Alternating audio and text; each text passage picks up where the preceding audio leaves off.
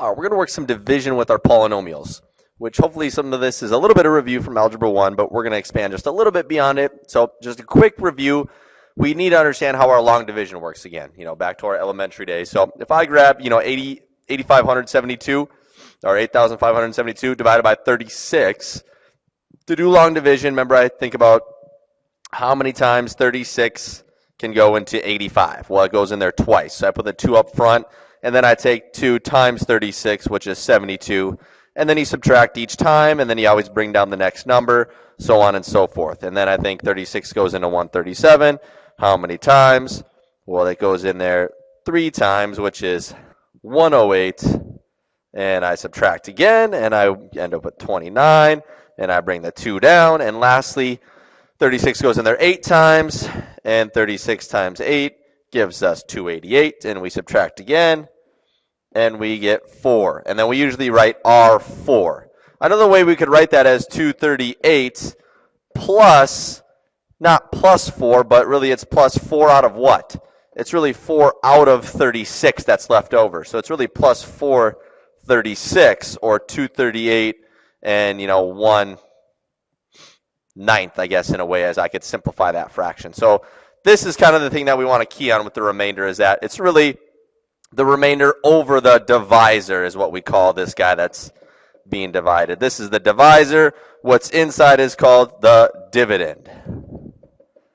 So we got to remember those terms. We're going to use those quite a bit. So if I look at it with a polynomial, it's a little bit different. So now I have 6x squared plus 11x plus 2 divided by 3x minus 2. And this could be written as a fraction in the first place. And lots of times, if I can factor, I'd like to factor and see if I can cancel factors. But know that you can use long division all the time, especially when things don't factor, right? And sometimes things don't factor. So that's why it's good to know how to use long division. So I got to think of, I want my front here, this 3x, to become a 6x squared. So what do I multiply the 3 by to get a 6? A 2. So I take 3 times 2 to 6. And then I think, what can I multiply the x by to get x squared? An x. So that's what I'm doing. So I'm going 2x times 3x, which is 6x squared, because I want those to cancel. I need that first term to cancel. That's how you come up with what you need to put up top. Well, then I also need to take 2x times negative 2, which is negative 4x. And then just like in our long division, we subtract. So this is the nice part of doing that, because they'll cancel.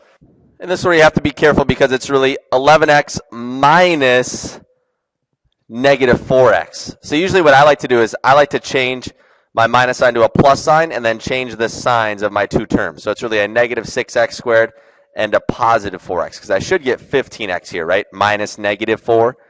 So you just got to be careful with that, and then bring down your 2. And then I got to think, 3x times what is going to give me 15x? Well, 3x times 5. So then I take 5 times 3x, which is 15x, and 5 times negative 2, which is negative 10, and we subtract again. And like I said, I always like to change to addition and change the signs of those. It's like adding by the opposite. So these cancel, and I have 12 for a remainder. So instead of putting R12 up here, I want to write this as a fraction. So I'm going to say plus 12 over, it's really 12 out of what? My divisor, 12 over 3x minus 2. And that would be my solution here. So what it asks down here, is 3x minus 2 a factor of the polynomial? So is this a factor of this guy? And how would I know? It is not. And why isn't it? Because it has a what? It has a remainder. So if there's a remainder, then it's not a factor. Okay, if there wasn't a remainder, then it would be a factor. Okay, and we'll think through that as we go through the assignment here the next day. Let's do one more of these guys. So I'm turning the x into a 3x cubed. So I got to multiply by 3 and an x squared, right? Because x squared times x gives me x cubed. So that would give me my 3x cubed. And 3x squared times 5 would be 15x squared. And then we subtract. And like I said, I like to add the opposites. That helps me visually. So those cancel. And I have a 7x squared. And we bring down our 38x. And then we got to think x times what gives me 7x squared? Well, times 7x, right? Because 7 and then x times x is x squared. Then I also have to take 7x times that 5. So that gives me 35x. And we subtract again. And just like I said, I like to add the opposites. So cancel, and we got 3x. And bring down our 15. And lastly, so x times what gives me 3x? X times 3. So 3 times x is 3x, and 3 times 5 is 15. And if we notice this time around, that's 0, so there is no remainder. So that means that these two guys are factors of my big polynomial. So one way to write this is like this. Let me get rid of some of this work down here. Is really I could say that x plus 5 times 3x squared plus 7x plus 3 would equal, after I expanded it out, my big polynomial, my dividend in there. So is x plus 5 a factor of the polynomial? Yes, because there is no remainder. Okay, so that's something we need to take from this. And what's going to happen here if we are missing some of our powers, like there's no x squared and no x? Well, when I write that dividend on the inside, I have to account for those. So I'd say x cubed plus, well, how many x squareds do we have? 0 if it's gone, right? 0 times x squared is 0. Same thing, how many x's do I got? 0 of them, and then minus 1. So I have to account for all the placeholders, so be careful with that. And then I do the exact same thing. So what do I multiply by? An x squared, right, to get an x cubed. And x squared times negative 1 is negative x squared, so I'll kind of fly through this one here.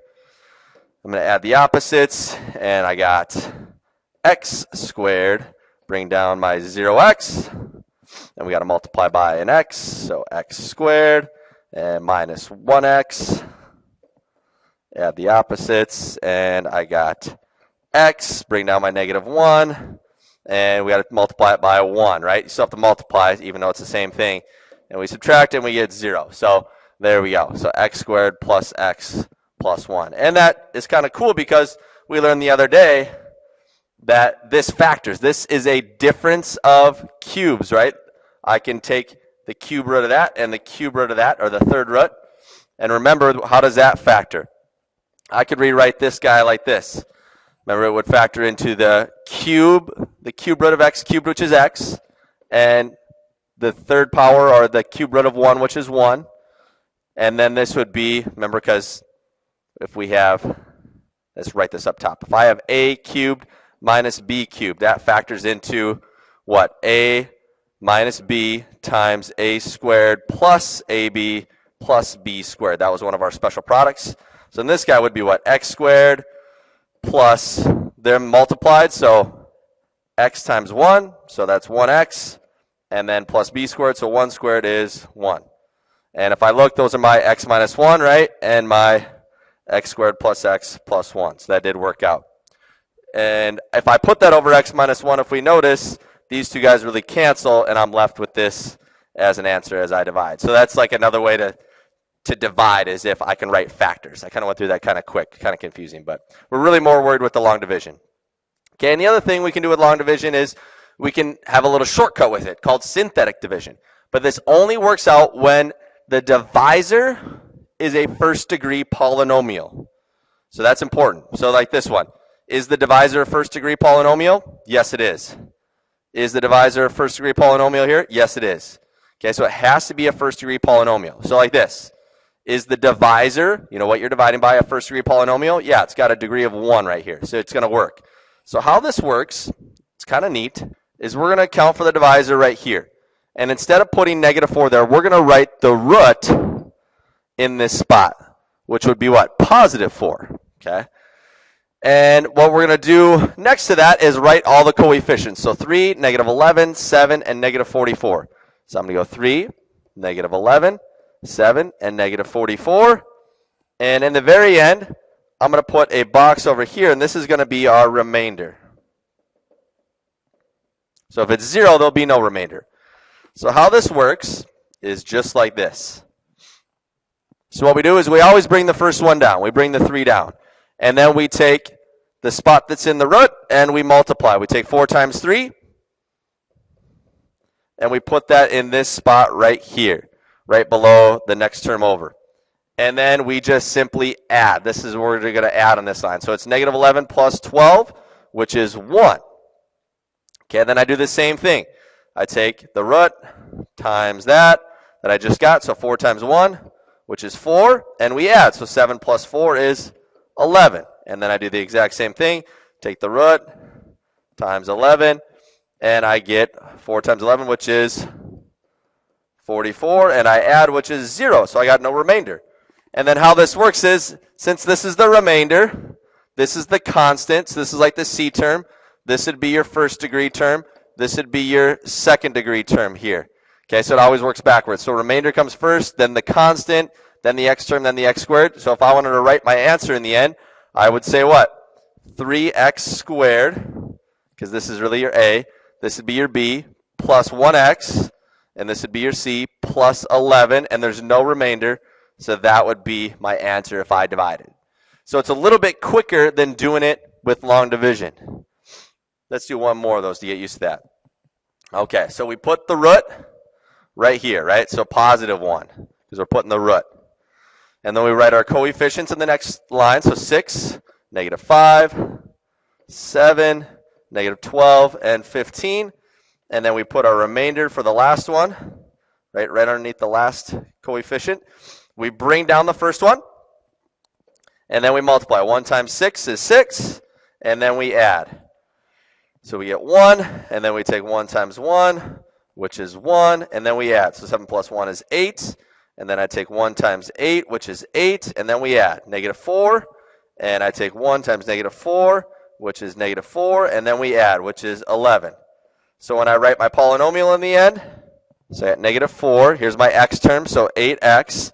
Here's my x squared term, so 1x squared. And then here's my x cubed, so 6x cubed. And then I have a remainder, so I'm going to say plus 11 over what? What was my divisor? X minus 1. So 6x cubed plus x squared plus 8x minus 4 plus 11 over x minus 1. So there we go. It's just a little bit quicker than going through that long division.